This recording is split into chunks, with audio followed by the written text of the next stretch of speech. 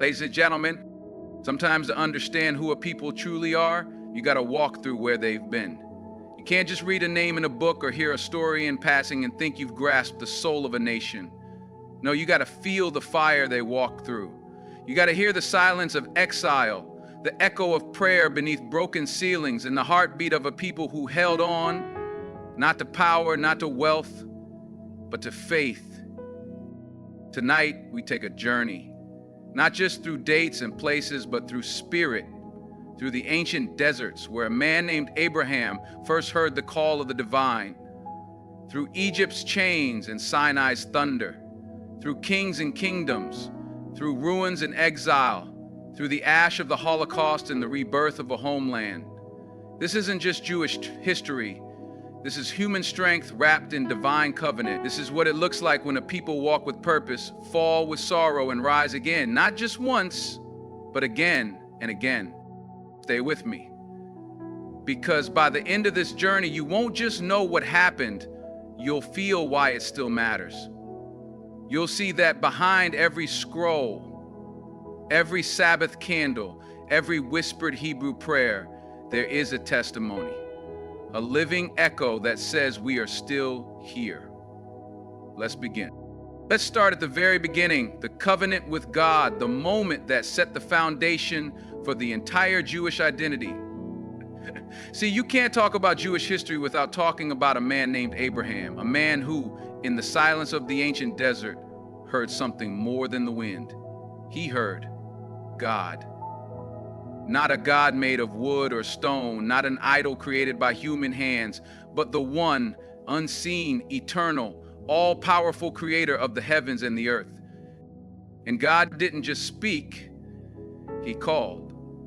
He called Abraham to leave behind everything he knew, to step out into the unknown, to walk by faith. And Abraham, he answered. That's the heartbeat of the Jewish story. Faith in the unseen, obedience to the divine. Now listen to this. God made a promise, a covenant. He said, I will make you a great nation. Your descendants will be as countless as the stars in the sky. That wasn't just poetic language. That was destiny being written into the DNA of a people. And the sign of that covenant, it wasn't a crown, it wasn't land, it wasn't power, it was circumcision. A sacred mark on the body that said, we belong to the Almighty.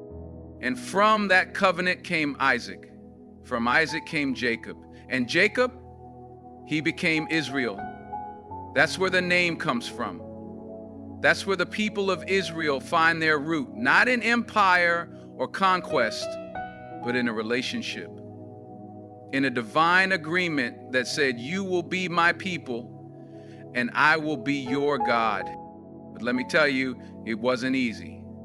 This covenant came with commandments, with tests, with trials. Being chosen didn't mean being privileged, it meant being responsible, to live differently, to stand apart, to carry truth in a world full of idols and injustice. That's why this covenant matters. It's not just ancient history, it's the origin of Jewish law, culture, ethics, everything. The foundation of monotheism as we know it today began with this man, this moment. Abraham's journey was the beginning of a people who would not bow, would not break, and would not forget the one who called them. So when you hear the word Jewish, don't just think of a religion, think of a covenant. A divine promise that still echoes through synagogues, through history, through hearts. And it all started with one faithful step into the unknown. Now, if the covenant was the spark, then the Exodus and the giving of the Torah, that was the fire that lit the soul of a nation. You see, the children of Israel weren't always a people of freedom, no. They were slaves in Egypt, bound by chains, bowed by cruelty, forgotten by men, but never forgotten by God. And when the world had turned its back, the heavens didn't stay silent because God raised up a man named Moses, not a king, not a warrior, but a humble shepherd with a stutter and a fire in his bones. Moses didn't come in swinging a sword. He came with truth, with signs, with wonders, with the voice of the Almighty ringing from a burning bush saying, let my people go. And Pharaoh, he didn't listen. Not at first. But you can't hold back a divine mission forever. 10 plagues later, Egypt was broken, and the Israelites walked free, not as fugitives, but as witnesses to the power of God. But listen, freedom wasn't the end. It was just the beginning. Because God didn't just bring them out of Egypt to wander, he brought them to Mount Sinai. And that mountain wasn't just rock and dust, it was a meeting place between heaven and earth. Thunder cracked, the earth shook, and from the clouds came something more powerful than any miracle, the Torah, the law. Now that wasn't just a book of rules, it was divine instruction. A blueprint for a holy life, laws on how to treat each other, how to honor God, how to remember who you are and why you were called. The 10 Commandments etched not just in stone, but in the Jewish heart forever. And here's the thing, this wasn't just about religion, this was about identity. At Sinai, a nation was born, not through blood or battle, but through covenant and command. They didn't just become free people, they became a holy people, set apart to carry truth in a world lost in darkness. That's why the Exodus is remembered every year during Passover. Because it's not just history, it's memory. It's faith passed from generation to generation, father to son, mother to daughter, saying, we were slaves, but God set us free. So when you talk about Jewish strength, Jewish resilience, remember Sinai. Remember Moses standing barefoot before the flame. Remember a people who walked through water and stood before God. Because from that moment on, the Jewish journey wasn't just about surviving, it was about carrying divine light through every corner of the earth. After the thunder of Sinai faded and the wilderness was crossed, the Jewish people didn't just settle, they built. And that brings us to the next chapter in this journey, the kingdoms of Israel and Judah. A time of glory, struggle, and sacred legacy. Now imagine this, tribes that once wandered deserts came together under one crown. First Saul, then King David, the poet warrior. David wasn't just a king, he was a man after God's own heart. He united the people, brought strength to the land, and most importantly, captured Jerusalem, the city that would beat as the spiritual heart of the Jewish people forever.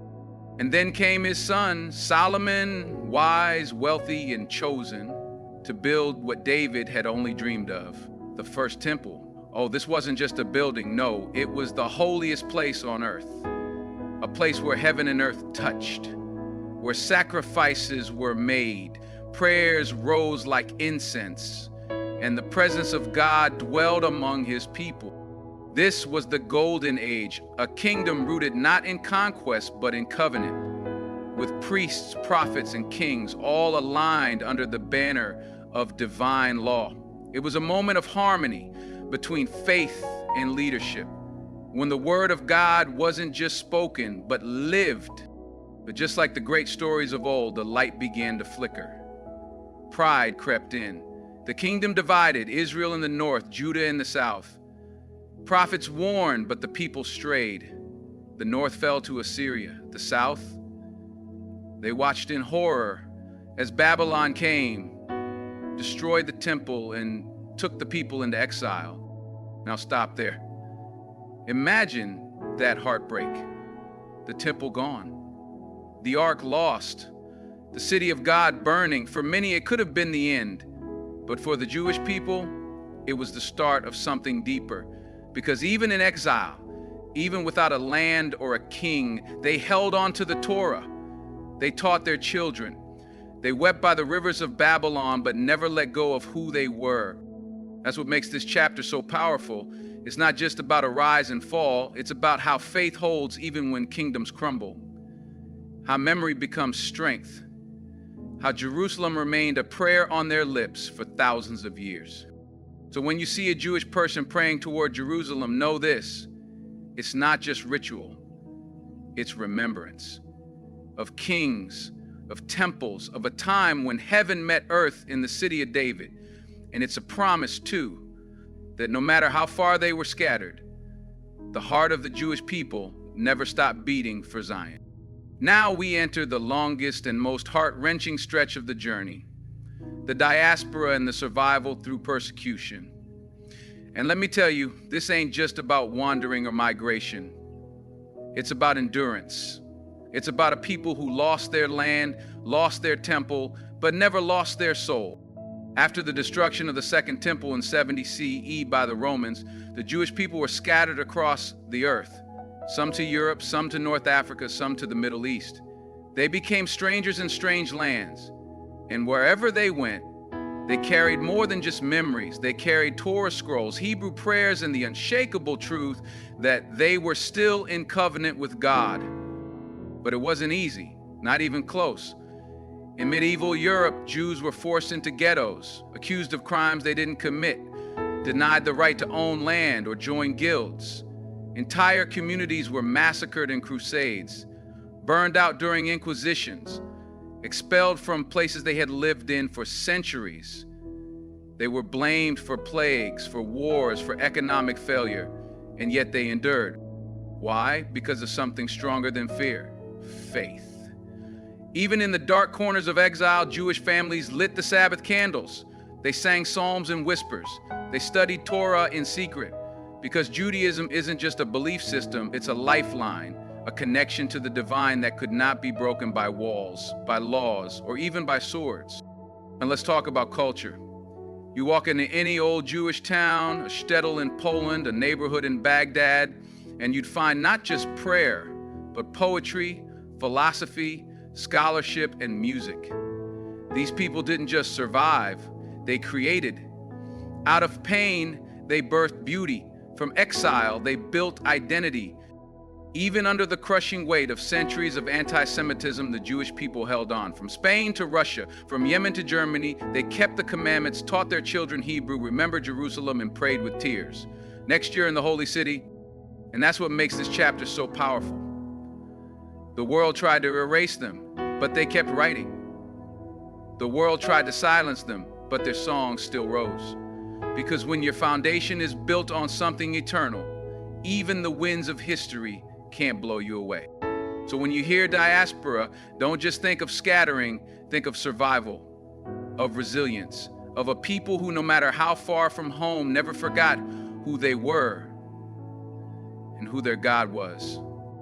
Now we step into the darkest shadow cast over the Jewish story, the Holocaust.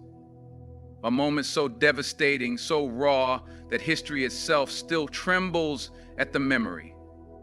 This wasn't just persecution. This was systematic destruction. 6 million Jewish lives, men, women, children, entire families erased from the earth by the machinery of hate. This happened not in the ancient world, but in the heart of modern Europe. In a world of trains and telegrams, of universities and industry, human beings were marked like cattle, herded into ghettos, hunted in the streets, and transported to death camps with chilling efficiency. The Holocaust wasn't just an attempt to murder individuals. It was an attempt to erase a people, to silence a covenant that had survived for thousands of years. And yet, in the face of evil so cold and calculated, the Jewish soul did not disappear. In ghettos, people held secret seders. In camps, they whispered prayers under their breath. Mothers still passed on Jewish lullabies. Rabbis still taught. Even in the horror of Auschwitz, in the final moments of breath, some looked to the sky and declared, "Shema Yisrael, hear, O Israel, the Lord is our God, the Lord is one." That's faith. That's unbreakable. The Holocaust is not just a Jewish wound, it is a scar on the conscience of the world. It showed us the terrifying cost of silence, of hatred, of forgetting our shared humanity. But in the ashes of that destruction, something else began to stir. A determination, a resolve, a vow that this must never happen again. And from that anguish, from that unimaginable loss, came something extraordinary. The rebirth of Israel in 1948. A nation rising from the graves of Europe, declaring not vengeance, but life, Survivors stepped off boats with tattooed numbers on their arms and helped build schools, farms, and cities. The ancient language of Hebrew, once reserved for prayer, was spoken in marketplaces again. For the first time in nearly 2,000 years, the Jewish people had a homeland again, a place of refuge, a place of return.